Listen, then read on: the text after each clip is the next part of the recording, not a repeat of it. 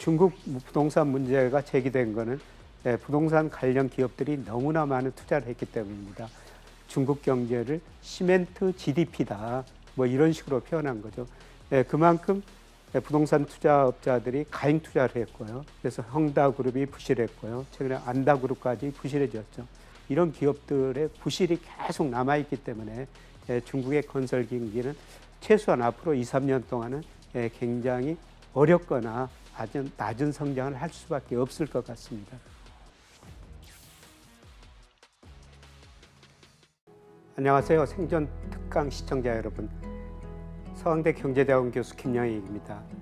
오늘은 중국 경제하고 일본의 통화정책 최근에 변화가 있었는데요. 이런 것들이 우리 경제, 금융시장에 어떤 영향을 줄지 살펴보는 시간을 갖겠습니다. 우선은 중국 경제 이야기를 한번 들어볼게요. 중국 경제 현재 어떻게 판단하고 계세요? 중국 경제 현상을 이해하기 위해서는 우리가 좀 구조적인 문제를 생각해 봐야 됩니다. 2008년 미국에서 금융위기가 왔고요. 그러면서 2009년 전 세계가 1980년 이후로 처음으로 마이너스 성장을 합니다. 그러나 중국은 2009년, 2010년에 9 내지 10% 성장하거든요. 세계 경제가 이렇게 어려웠음에도 불구하고 중국 경제가 9 내지 10% 성장했던 것은요. 중국 기업들이 엄청나게 투자를 했기 때문입니다. 예를 들어 가지고 세계 GDP에서 투자가 차지하는 비중이 평균이 22%인데요. 중국은 한때 47%까지 늘어났어요. 문제는 투자를 많이 했다는 것은 기업들이 생산 능력을 늘려놨다는 겁니다. 그런데 문제는 상품이 잘 안 팔려요. 수요가 부족하죠. 그래서 중국 기업이 부실해지고 은행이 부실해지면서 중국 경제가 구조조정할 수밖에 없는 상황입니다. 그래서 전반적으로 지금 공급이 수요를 넘치다 보니까 물가가 상당히 안정되고 있지 않습니까? 전 세계가 지금 인플레이션으로 참 고민하고 있는데요. 중국 소비자 물가는 거의 0%대입니다. 오히려 디플레이션이 우려되는 상황이죠. 그만큼 공급이 수요를 초과하고 있다는 거고요. 이렇기 때문에 생산 활동도 상당히 부진합니다. 물론 지난 2분기 경제 성장률 6.3% 성장했습니다만 시장 기대치 7%보다는 조금 더 낮은 성장이었습니다. 기본적으로 중국이 기업 은행 구조조정을 해야 되는 상황인데 이거를 미루다 보니까 이제 과거처럼 고성장하는 시대는 지났고요. 아마 4 내지 5% 중성장 시대에 접어들고 있다고 볼 수가 있겠습니다. 그런데 이제 중국 정부가 여러 경기 부양책을 시행하고 있다고 하는데요. 우선은 어떤 부양책을 시행했는지 먼저 소개부터 해주시면 좋을 것 같습니다. 중국 경제가 투자 중심으로 성장하다 보니까 공급 과잉 문제가 생긴 거예요. 그래서 중국 정부가 이제 투자보다는 소비 중심으로 성장해야 되겠다. 이렇게 정책을 바꿀 수밖에 없는 상황입니다. 물론 기업 입장에서도 가행 투자로 기업이 부실해졌으니까 투자를 줄일 수밖에 없죠. 투자가 줄어들면 경제 성장률이 낮아질 수밖에 없습니다.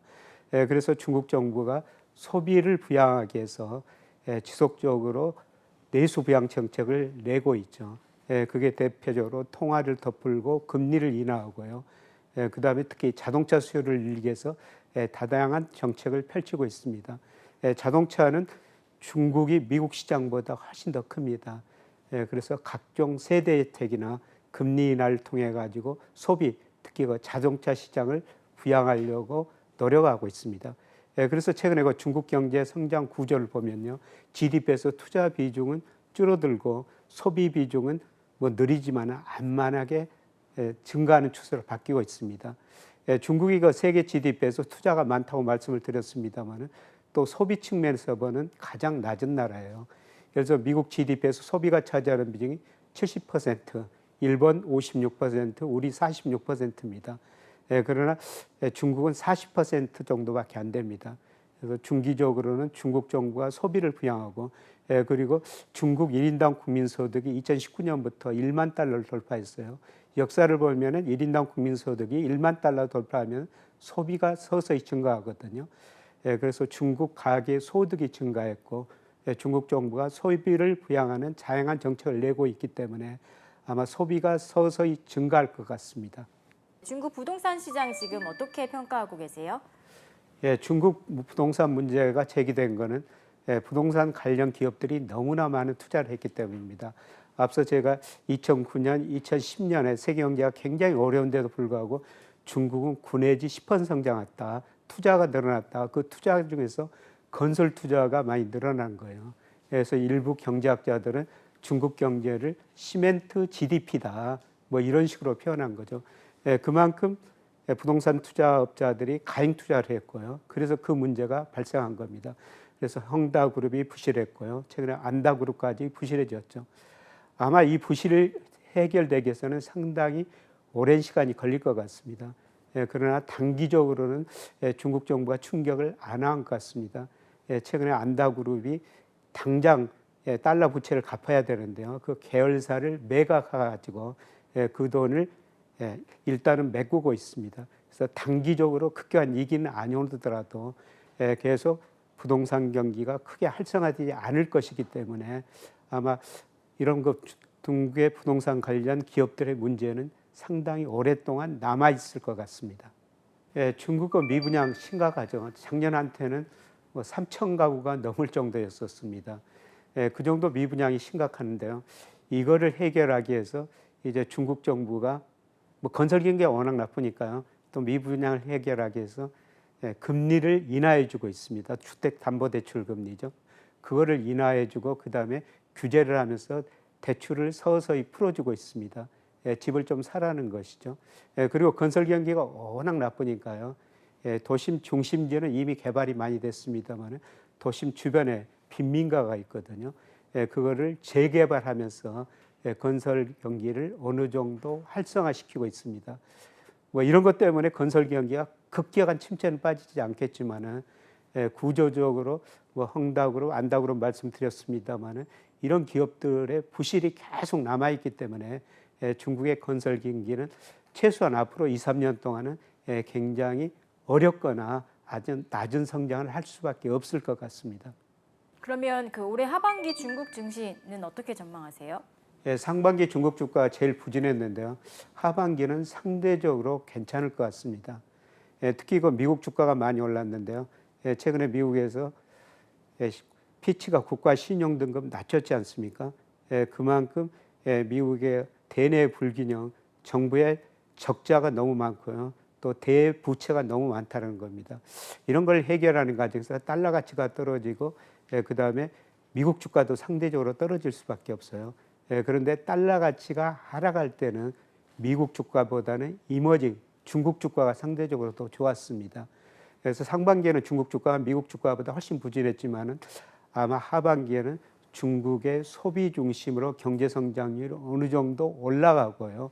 이런 걸 반영해서 중국 주가는 미국 주가, 다른 나라 주가보다 하반기에는 상대적으로 더 오를 가능성이 높아 보입니다. 그러면 혹시 중국 증시에 투자하고 싶으신 분들이 있으시다면 우리가 어떤 부분, 어떤 지표를 참고하면 좋을까요? 중국 경제를 볼 때 뭐 OECD가 발표하는 선행지수라는 게 있거든요. 근데 이게 선행지수가 서서히 올라가고 있어요. 그거는 중국 경제가 하반기 내년 가서는 조금 더 회복될 거라는 겁니다. 이런 경제 지표, 특히 소비 지표를 보면서 중국 경제를 판단을 해야 될 것 같고요. 이런 의미에서 뭐 OECD 선행지수, 중국 선행지수 올라가고 아마 소비가 증가하면서 중국 경제 성장이 올라갈 것이기 때문에 중국 주가가 상대적으로 괜찮을 것 같습니다. 그러나 우리가 중국 주식 투자할 때는 좀 개별 기업은 조심스럽게 접근하는 게 좋을 것 같습니다. 우리가 개별 기업을 정확하게 분석할 수도 없고요. 그다음에 중국 정부가 개별 기업에 언제든지 개입할 수가 있죠. 그래서 리스크가 큽니다. 그래서 중국 주식 투자할 때는 우리가 간접 투자, 펀드나 ETF 이런 투자를 하시는 게 좋을 것 같고요. 특히 중국의 그 전기차 시장이 세계에서 가장 빨리 성장하고 있거든요. 전 세계가 자율주행차 그다음에 전기차 시장으로 가고 있는데요. 이거는 중국이 앞서가고 있어요. 그래서 중국 관련 전기차 ETF가 그동안 좀 많이 떨어졌습니다. 그러나 제가 보기에는 아마 저평가 영역에 서서히 들어서고 있지 않느냐 이런 생각합니다. 중국의 주식에는 ETF로 투자하되 성장 가능성이 높은 뭐 2차 전지, 전기차 관련 이런 ETF에 관심을 가지시는 게 좋을 것 같습니다.